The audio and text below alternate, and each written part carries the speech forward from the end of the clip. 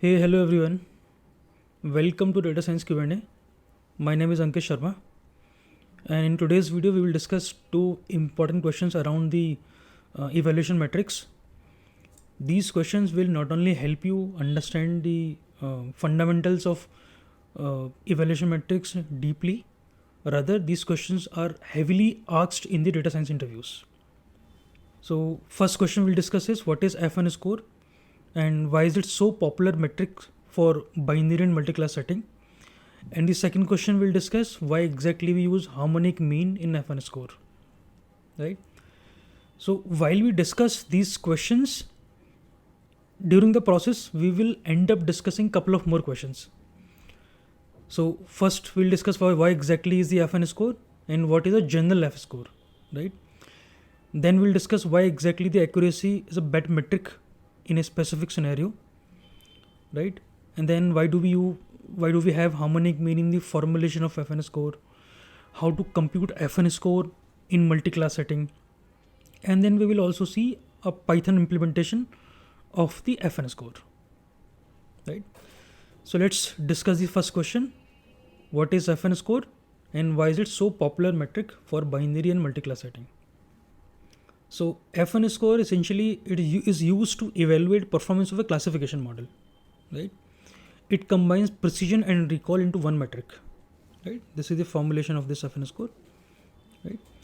It ranges between 0 and 1, where 0 means worst model and 1 means best model, right?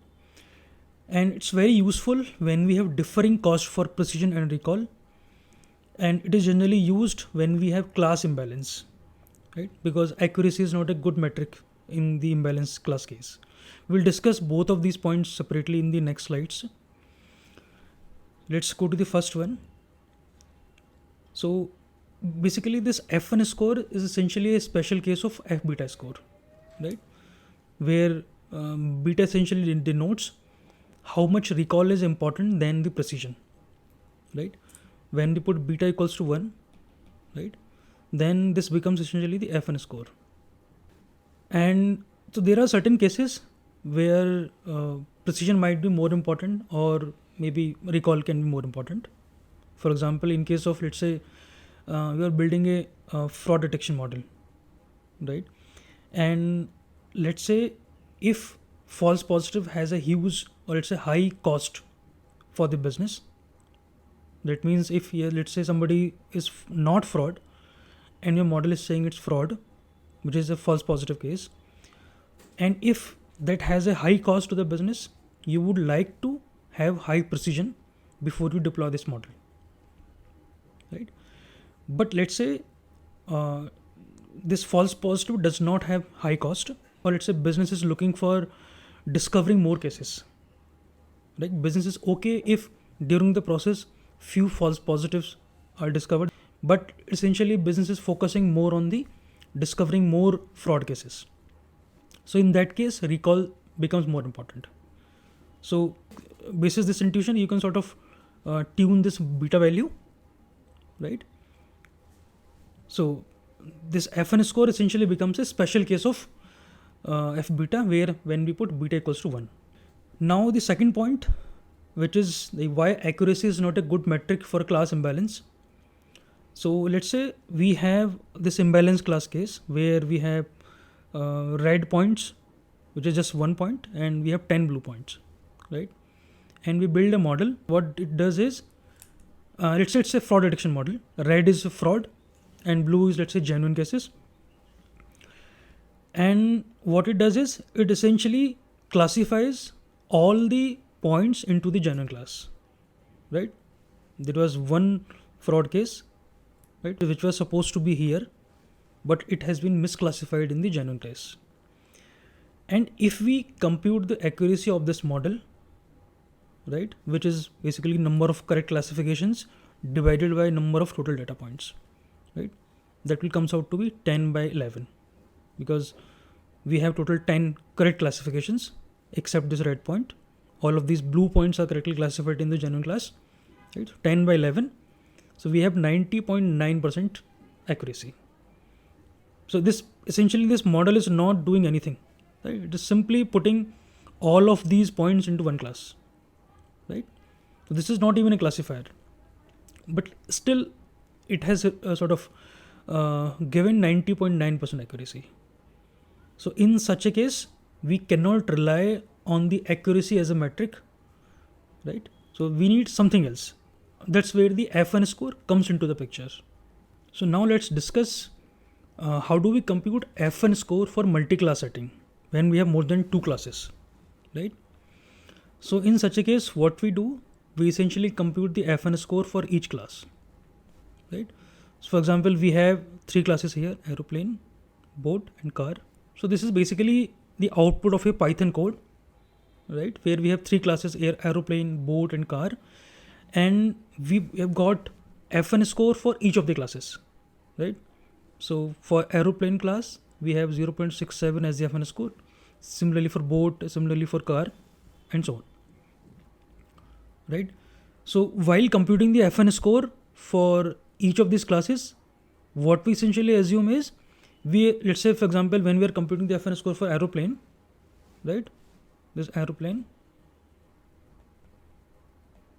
So then we'll put aeroplane in one class and boat plus car in one class, right?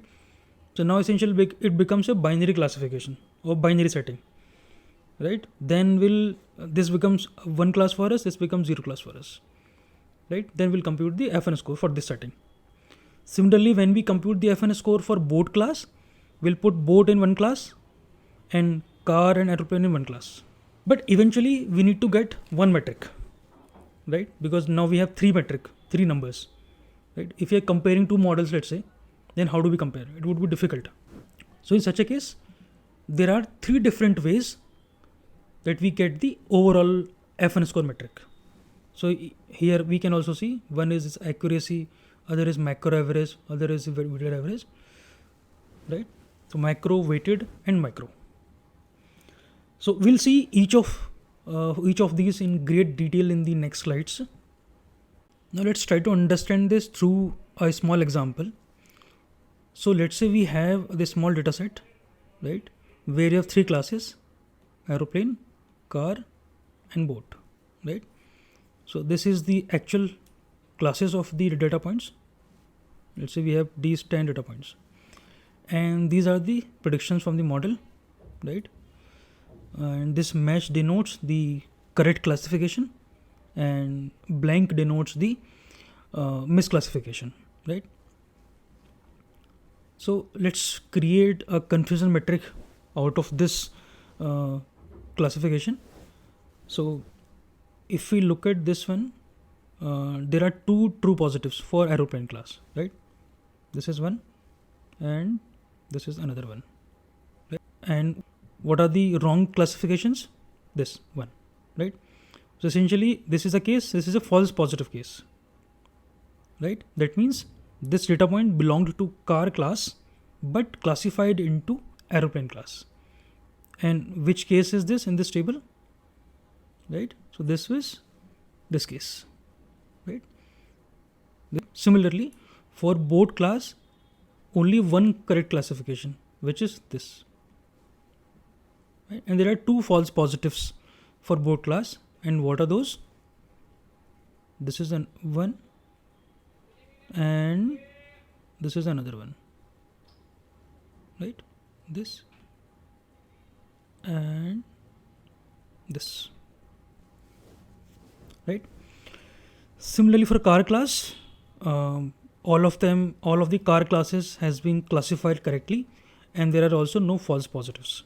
Now let's just gather the true positives, false positives, and false negatives separately in a table, because when we apply the formulas of precision, recall, F1 score, or accuracy, all we need is just these numbers: true positives, false negatives, right? So that it becomes easier for us to put values into the table. So I have copied this table, right? This table onto the next slide. Okay. And these are the formulas of precision and recall. For precision, recall, F1 score. So now let's just compute the precision, recall, and F1 score for each of the classes, right? using these formulas. So for aeroplane, we have two true positive, which is this, one false positive, which is this, one false negative, which is this. And how do we compute the precision? Precision is simply true positive divided by true positive plus false positive. Then essentially it would be 2 divided by 2 plus false positive, which is 1, which is 2 by 3, which is 0.67, right? Similarly, for board class, or sorry, let's compute the recall also. I mean, recall would also be similar, because this would be 2 positive divided by true positive plus false negative, which is 1, again 0.67, right?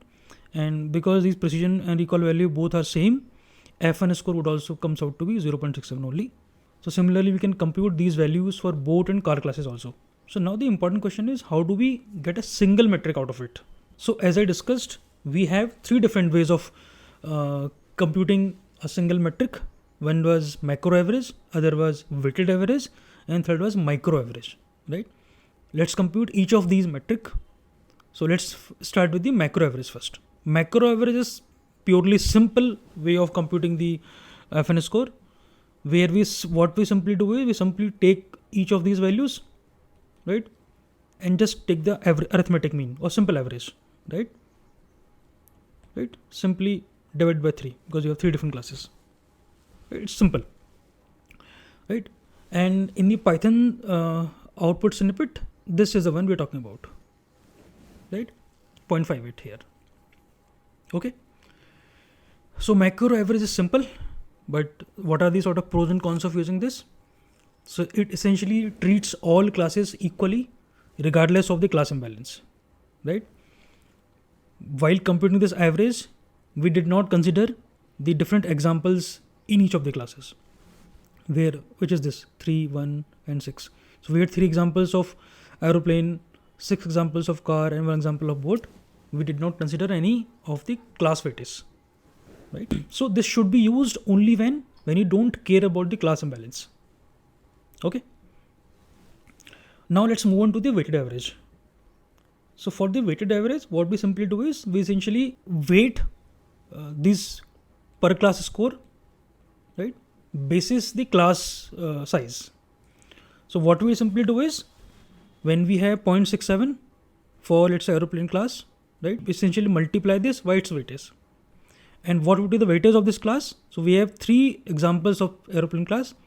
We will simply do 3 plus 1 plus 6, 1 plus 6, which is 3 divided by 7, 3, 10, which is 0.3.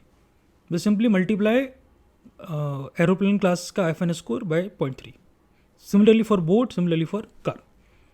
So that way, we are also considering the class size, right, while coming up with the final metric or final overall metric. Okay. And in case of Python output, this is the one we are talking about, weighted average, right, which is 0.64. Okay. Now, what are the pros and cons of this method? So this method treats all classes as per their size, and it should be used when there is no specific focus on any class, and we are okay that our final F1 score can be dominated by the larger classes. Because here, if you see, so larger class was car class, right? And car class had the maximum weightage, which is 0.6, right? And the boat class was the smallest class, just one example. Hence, it had low weightage in the final metric, right? So this 0.40 multiplied by 0.1, whereas 0.67 got multiplied by 0.6, right? So final number, which is 0.64, is dominated by this car class. Now let's move on to the next, which is the final micro average. So for computing the micro average, what we simply do is we discard this F1 score, per class F1 score, right? We essentially compute this average at the overall level. That means, like, so for computing the precision, what we need is true positive and false positive, right? And for recall, true positive and false negative. So we compute these true positives, false negatives at the overall level. That means we don't care whether these 2 true positives are for aeroplane class or boat or car. So what we care about is how many total true positives are there, right? So when we sum it up, we get 6, right? Similarly, how many false positives? 4. How many false negatives in the system? 4, right? So for computing precision, 6 divided by 6 plus 4, because true positive divided by true positive plus false positive. Similarly for recall and F1-score, right?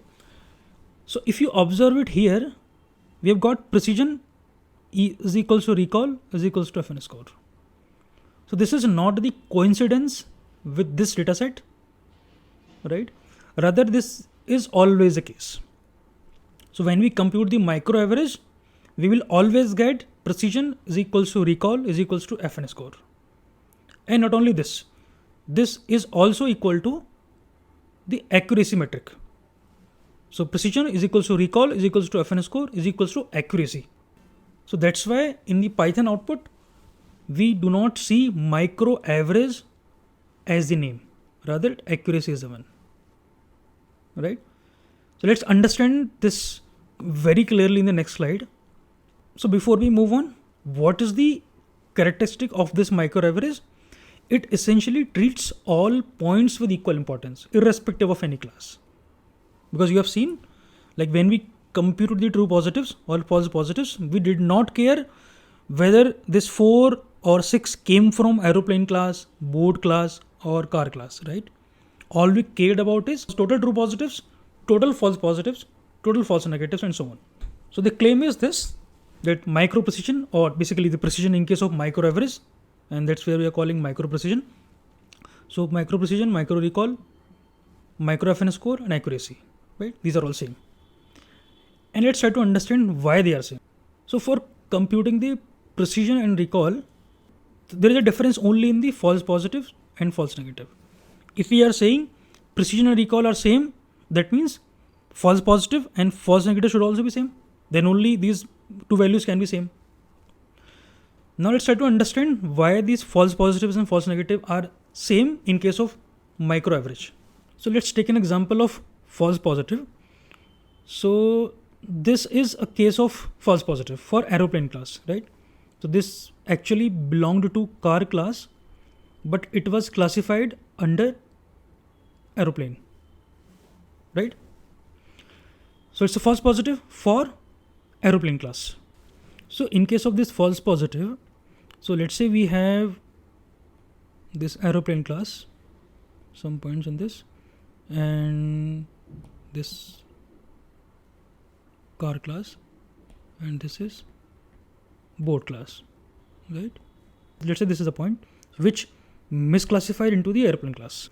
So if you remember in the beginning, I mentioned that how do we compute these true positives, false positives, and false negatives? We essentially treat this as one class and remaining two as the another zero class, right? So any movement from here to here would be false negative, and any movement from here to here would be false positive, right? Similarly, when we do it for a car class, we'll put this aeroplane and boat class into one class, car in separate class, and so on. So essentially, when this is the example where the point actually belonged to car class, which misclassified into the aeroplane class, so this becomes a false positive for aeroplane class, correct? But when we consider car as the main class and these two classes as the zero class, the same point would be considered as false negative for car class, correct? So any false positive would essentially be a false negative for the other class. So that is why we will always have number of false positives and false negatives always same while we are considering this overall case, micro average. And because false positives and false negatives are same, precision recall values are always same. And F1-score is nothing but the harmonic mean of precision recall. If both of these values are same, F1-score would also be the same, right? Now the next question is, how is it equivalent to accuracy? So what is the formula for accuracy? True positive plus two true negatives divided by true positive, true negative plus false positive, false negative, right? Now if you have false positive equals to false negative, these both values are same. right? And we have true positive and true negative. These are also same, because we don't have now true negatives. Everything is true positive only, right? Because we're essentially converting this multi-class problem into sort of binary setting, right? So when we're looking at one class, let's say aeroplane, these two classes becomes zero class, right? So true positive would be counted for this. Similarly, when we consider boat versus aeroplane and car, right, then for boat we'll have true positives. Similarly, for car we'll have true positives. That means we'll have in the formula true positive plus true positive divided by true positive plus true positive plus FP and FN are same, FP plus FP, right?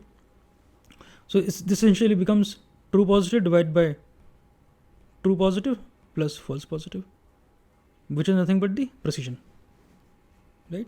Or you can also say recall, because these both are same. So that is why in the Python output we do not see micro average as a separate number or separate metric. We see accuracy as a metric name. Okay, I hope this would be clear to you. Now let's move on to the next question, which is why do we use harmonic mean in F1-score, right? Why not arithmetic mean or geometric mean or something else? So we'll see a very important characteristic of harmonic mean, right? Now let us see some sample values of precision and recall, right? And then what we sort of obtain from these all three types of means: arithmetic mean, geometric mean, and the harmonic mean, right? So let's say when precision is 1, recall is 0. The arithmetic mean would give us 0.5, right? Geometric mean would give us 0, and harmonic mean would also give us 0. We can use these formulas for this, right?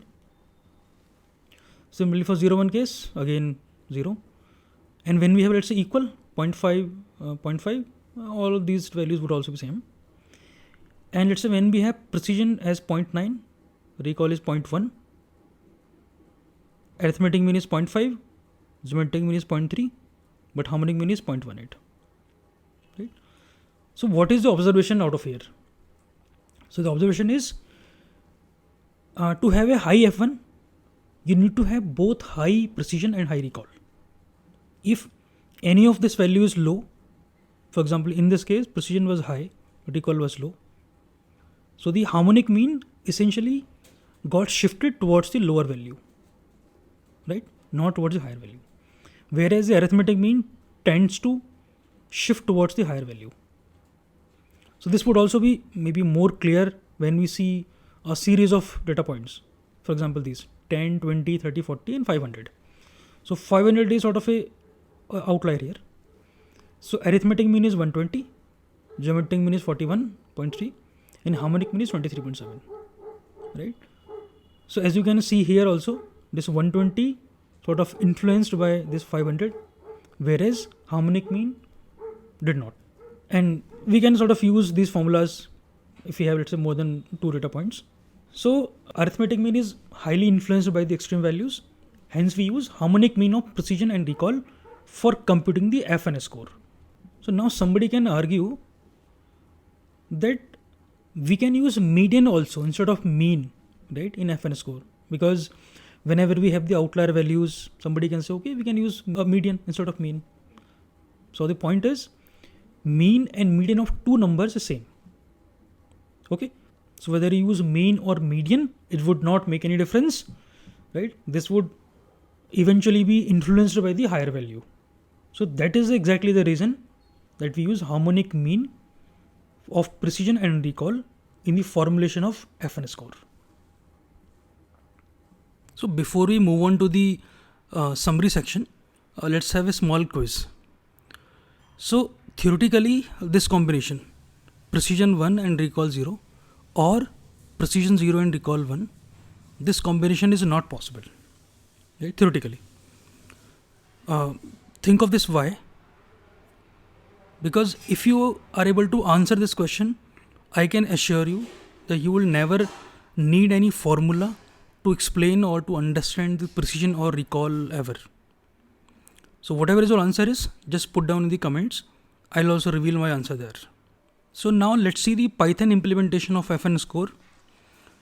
So we'll be using two methods. One is classification report, other is the FN score from this sklearn.metrics. Okay. Primarily we'll be using this one, but for a special case we can also use this one. I'll be explaining both of them. So let's create a data first. Let's have first list or vector, let's say y actual, which contains the actual labels of our examples, and y pred, let's say, which contains the predictions from the model, right? And then let's create a data frame. We pass two column names, y actual and y pred. So this is how the output looks like. So we have 10 data points, right? For example, for first example, the actual class was 0 and the prediction was also 0. And for example, for this one, actual class was 2, right? But the prediction was class 1, right? So this is the misclassification and so on. So you can simply run these two columns or these two lists basically to the classification report method, and it just requires 3 parameters: the actual one and the predictions one and the target names. Target names is optional. If you don't provide, it will essentially use the class level values here, right? But if you want some descriptive names, you can just simply pass these values. So these are the values as I have explained earlier also. So this accuracy is nothing but the micro average, right? Micro average of the class wise FN score, and 0.69 is basically the macro average of the class wise FN score and so on, right? And for example, this 0.68 is basically the macro average of the class wise precision and so on. So basically this classification report essentially returns a dictionary object, right? If you want to, let's say, print all of these values separately for class 0 and class 1 and class 2 and so on, so you can simply store this dictionary object into a variable and you can simply iterate over it. Now let's say if you just want specific type of averages, right? Like for example, let's say micro average, macro average or weighted average, you can simply use this function FN score, right? Which is also like imported from sklearn.metrics as I explained earlier, right? So this will give you specifically these type of averages. So that's all for the implementation of FN score. So now let's have a quick summary of both of these questions. So why FN score is so popular metric for multi-class setting? Because it combines two metrics into one metric, right? Like precision recall, instead of two metrics, we just have one metric, FN score. And other is, unlike accuracy, which does not give you any class level view, right? It also gives you a class level view. We can compute the FN score for each of the class, and then you can also aggregate it to have a overall view, right? By different ways. For example, micro average, macro average, and the weighted average, right? And why do we use harmonic mean of precision and recall in FN score? Because harmonic mean will only be high when both precision and recall both are high, right? Because arithmetic mean is highly susceptible to the outliers, but harmonic mean is not. That's the precise reason. So that's a wrap for today. Thanks for watching, and I hope this video would have been helpful for you. And if it was, you can hit a like on this video and can subscribe to the channel so that you can see the upcoming videos. Thank you so much. See you in the next video.